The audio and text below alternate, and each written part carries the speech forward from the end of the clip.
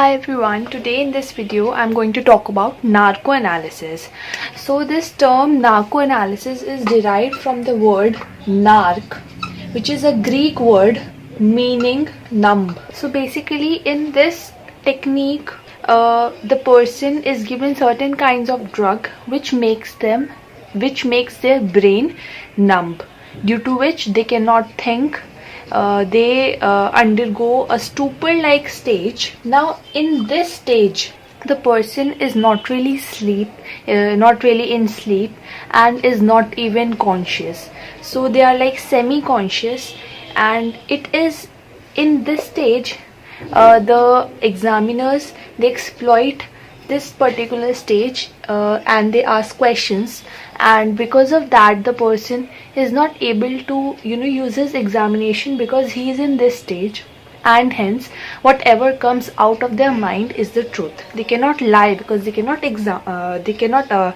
think and imagine things. So the term narcoanalysis was coined by Horsley. This technique was first time used by Robert House. He used the drug scopolamine in order to or he used this on two prisoners in order to get the truth out of them. So the test is conducted by certain drugs which are known as truth serum. Now this truth serum are certain drugs that are sedative in nature, and they leads to the stupor kind stage when given to a person. So the drugs that are used are commonly used drugs are sodium pentothal. This is also known as thiopentone sodium. Another drug that is used is sodium amytal. So both these drugs are known as truth serum. The first truth serum that was ever used, was scopolamine.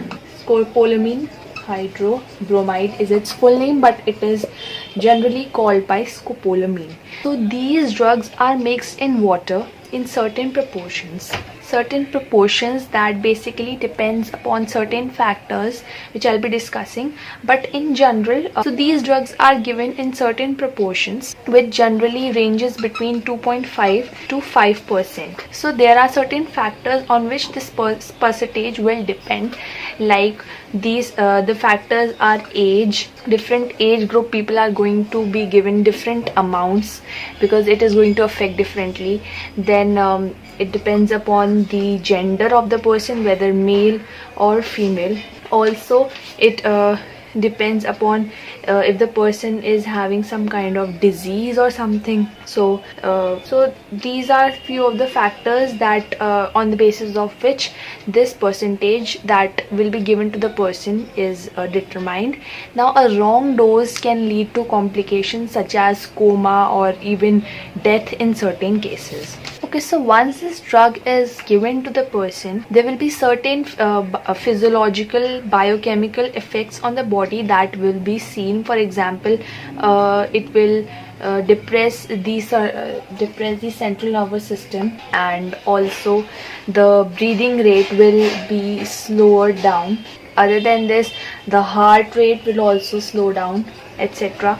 So all these factors will show that the drug is actually affecting that person, and further the process of narcoanalysis can be continued. So the subject is after that interrogated by the investigating officer, and that means that the interrogating officer will be asking the questions to that person, and to its response, the person who has been given the drug will be giving an answer.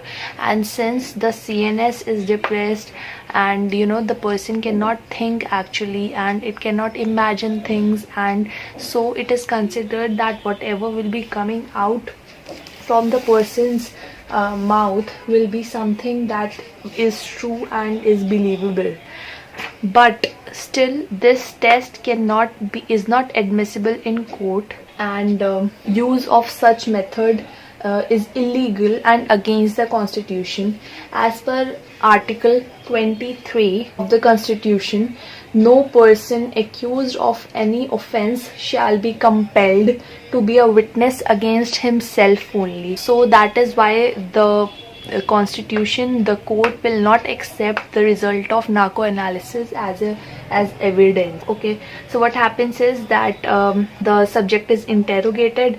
After that, the person will reveal the answers, and then the report is prepared. Now, this procedure is conducted in government hospitals after the court has given the order to perform this, and the doctors and the hospital authorities are told to conduct the test, and also personal consent of the person who is going to undergo the test is needed. It is very much required, whether the person is ready to give the test or not ready. So it is conducted. And one more thing, that what happens is that this sodium pentothal or whatever drug that you are giving, it goes and it affects the GABA A receptor that is present in our brain. This is a receptor that is present in our brain, and the drug goes and inhibits this channel drug. So one more thing, that the drug which we are going to give, it goes and it attacks GABA A receptor. This is a receptor that is present in brain, and they are the inhibitory channels, so they inhibit the activity of the person. These are inhibitory receptors, and if the drug goes and bind to this, then what we get is an inhibitory response, and the person goes into a stupor like stage, as I told you. So there are certain famous cases in which this technique was used, which includes Nithari case, Arushi murder case, Bhavri Devi case, and Abdul Karim Telgi case. This is all that you need to know about narco analysis. If you like the video, please like, subscribe to my channel and share it with your friends. Thank you.